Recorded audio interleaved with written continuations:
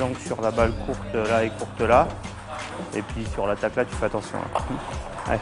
Jérôme Imbert, donc, qui est on va dire le responsable technique du haut niveau au sein de la fédération handi pour le tennis de table. Moi, j'ai la joie et la chance de le connaître depuis à peu près 2005, quand il est arrivé en tant que simple, on va dire entre guillemets, entraîneur de l'équipe de France. À l'époque, il nous a fait franchir un cap parce que lui, il avait, et il a toujours, un historique dans le ping-pong, cette capacité à nous emmener d'un niveau qui était globalement plutôt bon à un niveau d'excellence. Ça a créé une émulation dans le groupe et tout, et ça a vraiment montré toutes les compétences, j'allais dire, qu'il avait par rapport au niveau.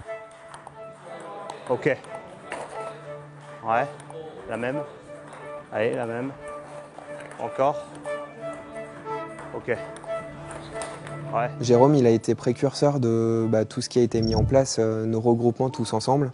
Et le fait de venir ici à Étival-Clairefontaine, de se retrouver, en fait, c'est pour nous un point fort qui nous permet d'avoir de l'émulsion, de progresser énormément. Lorsqu'on a décidé de venir ici, ça a été tous les mois, de façon régulière. Alors en plus des entraînements que l'on a dans nos clubs au quotidien, on voyait que à l'étranger, ils s'entraînaient au quotidien également, 8 heures par jour. Et si on ne voulait pas se faire dépasser, il fallait que nous aussi on prenne le train en marche. Et ce point de ralliement à Étival-Clairefontaine avait vraiment cet objectif numéro 1. Étival-Clairefontaine, c'est un petit peu devenu le camp de base de l'équipe de France pendant pas mal d'années. On est un peu chez nous parce qu'on y est allé beaucoup de fois.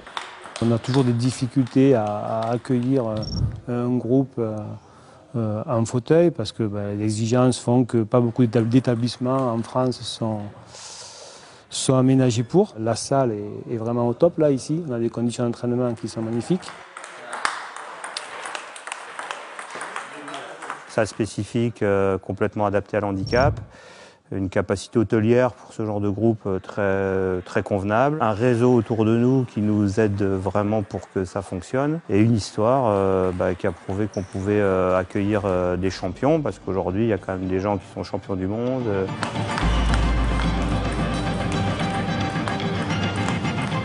We're here to improve the communication with international communication with France, so that we can learn from each other, and it's good to be around. The friendship of the French team, the work rate, when it's time to practice, the focus is brilliant. It's nice to be around. It's just a good feeling. On a plaisir à revenir ici à chaque fois. C'est un peu le centre historique de nos préparations, et c'est là qu'on lance quand même beaucoup de choses. Dans leur base d'entraînement, ils jouent pratiquement qu'avec des joueurs valides.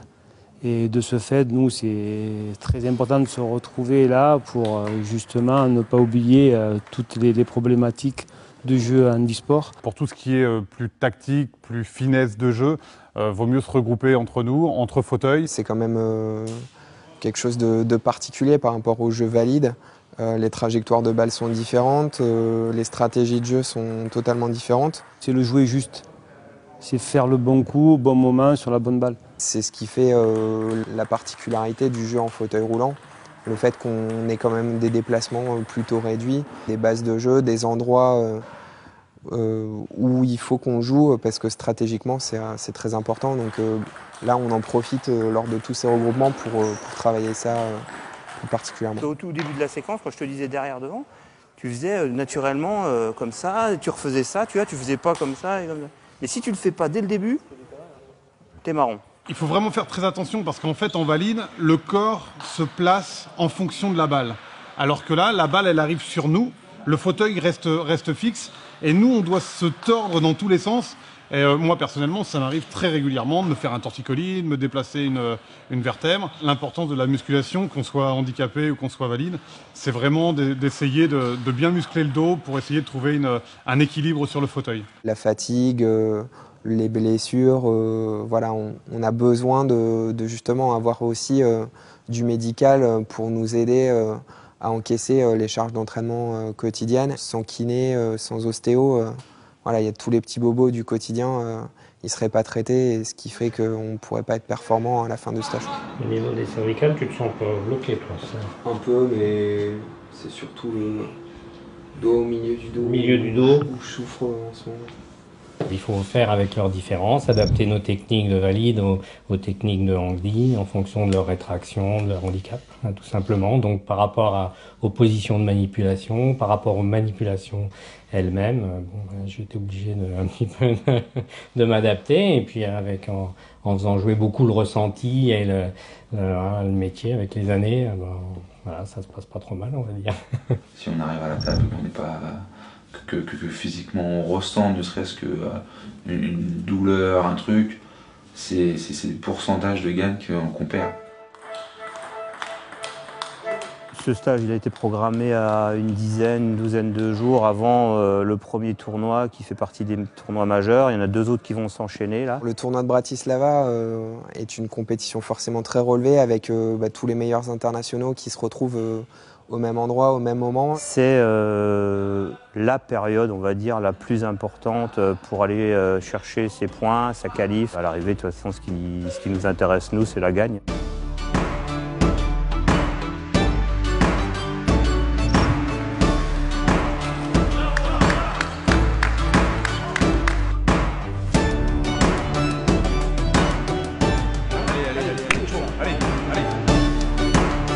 Ce que tu as fait dans le coup droit, c'est bien, sauf que comme il y avait le petit court coup droit là, mais il n'y avait plus de rythme à ce moment, donc il était en avance après.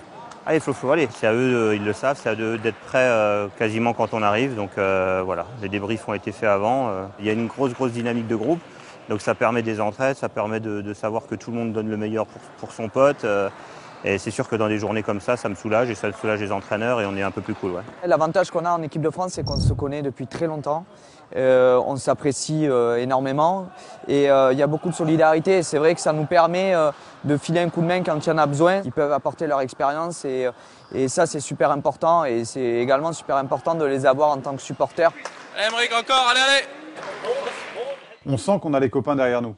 Donc ça, c'est un peu toujours ce qui a fait notre force en équipe de France. Le match de ce matin, si j'avais pas croisé quelques regards de Français, j'aurais sûrement lâché et perdu ce match. Alors que là, c'est vraiment les copains qui m'ont permis de l'emporter. Allez, allez, allez.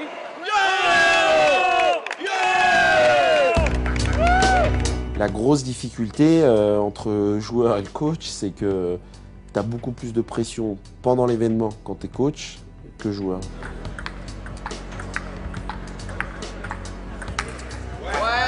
Interdiction de déplacer l'épaule, il faut être là. Et là, il va repartir, mais pas fort, parce qu'il n'a pas d'amplitude. Comme là, il a l'amplitude, il met tout, tu vois. Le boulot du coach, en fait, c'est au-delà de l'aspect technico-tactique, c'est-à-dire, tiens, le gars, il est pas bon là, lui, il est bon là. Il faut se dire, tout en regardant et en analysant, comment je vais faire passer mon message. Ça, c'est vraiment kiffant, mais par contre, c'est très, très fatigant.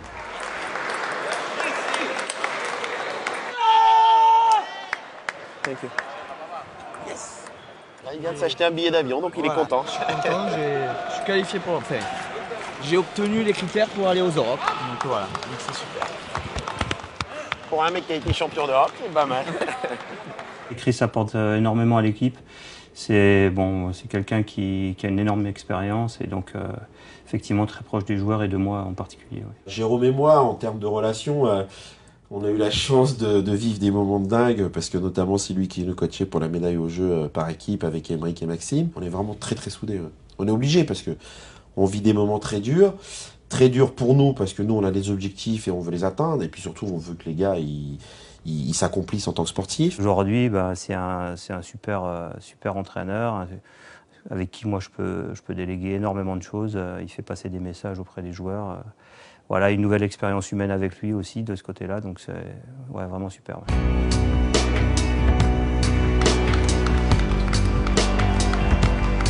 Essaye de démarrer avec ton coup droit en mettant plus de balles sur la table. C'est un premier démarrage. Après, le jeu, il va vite et là, tu peux rentrer dedans. D'accord ? Continue. Allez. On est un sport très technique et on doit utiliser les moyens physiques de chacun. Et dans le handicap, il y a des choses qu'on peut faire, qu'on ne peut pas faire. Et si on ne connaît pas parfaitement la personne que l'on coach, on va lui demander des choses impossibles pour elle. Tu varies bien en ligne, en diago, il est un peu perdu. Donc mets-les tranquille sur la table. Premier démarrage, en faisant tourner, en mettant la sauce, et derrière, tu en manches. Okay, hein, allez.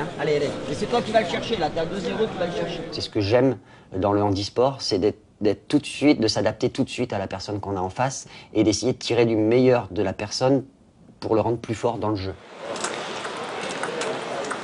Il faut faire le choix, quoi. Et même la dernière, en coup droit, elle est arrivée nature, tu l'as bien joué, quoi.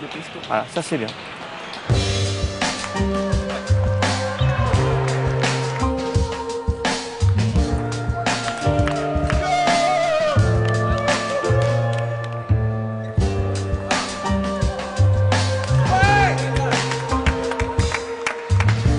C'est la gagne de la sélection pour les joueurs, pour les Europes et pour les Jeux. Donc c'était la nécessité pour certains de faire de très belles performances. En l'occurrence, on a tout fait pour qu'ils y arrivent. Et on a quelques joueurs qui y sont parvenus, donc c'est bien. Ouais. De mémoire, on a dû faire 3 victoires, 4-5 personnes qui ont fait le podium, donc c'est plutôt bien. Pour le futur, je suis assez optimiste puisque je me dis les différentes erreurs qu'on a pu faire par le passé, on est en train de les corriger. Et ce qu'on a fait de bien dans le passé, on s'en rappelle. D'avoir des relais au niveau locaux, comme peut l'être le club d'Étival, c'est ce qui va donner justement la foi et l'envie. Comme moi, quand j'étais jeune, un jour j'ai rencontré un mec qui était bon, et un jour il y a un gamin en fauteuil qui va passer, qui va voir qu'il y a l'équipe de France qui s'entraîne, et il va se dire « Banco, moi je veux devenir comme eux ». Ça commence à porter ses fruits, et j'espère que ça va continuer de grandir, et que ça va nous amener vers le meilleur. C'est aussi une grande simplicité entre nous, on se prend pas la tête et c'est comme si on était frères. On vit beaucoup de choses ensemble au quotidien. J'espère vraiment que je vais, de par ma fonction, de par les rencontres, de par les joueurs, de par l'histoire, faire perdurer et puis faire perdurer l'histoire en e-sport au sens large, tennis de table ou autre, dans le département. Ouais.